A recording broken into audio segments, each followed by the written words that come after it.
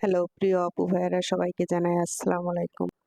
আশা করি সবাই ভালো আছেন। আমিও ভালো আছি, তবে একটু ঠান্ডা লেগেছে তাই ভয়েসটা একটু এরকম শোনা যাচ্ছে। আজকে আমি রান্না করব মলা মাছ, একদম কড়াই পোড়া চচ্চড়ি।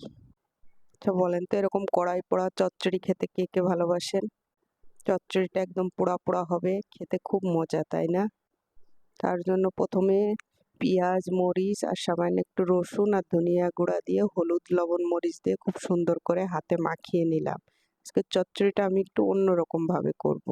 সবকিছু দিয়ে খুব সুন্দরভাবে বাটিতে মাখিয়ে তারপরে আমি কড়াইতে তেল দিয়ে দিলাম। চচ্চড়িটা যখন মাখাচ্ছিলাম তখন ওর ভিতরেও হালকা একটু তেল দিয়েছে। এবার আমি চচ্চড়িটা খুব সুন্দরভাবে কড়াইয়ের ভিতর দিয়ে দেবো।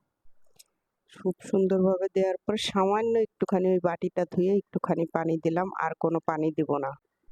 এবার এটাকে একটু সময় নিয়ে চুলোর জাল একদম কমিয়ে রেখে আস্তে আস্তে এটাকে রান্না করব। বারে বারে এটাকে একটু নাড়াচাড়া করে দিব, যাতে নিচ দিয়ে একদম লেগে না যায়। এই দেখেন আপু ভাইরা, কথা বলতে বলতে কি সুন্দর আমার চচ্চড়ি রান্না কমপ্লিট হয়ে গেছে। ভিডিওটি কেমন লাগলো অবশ্যই জানাবেন।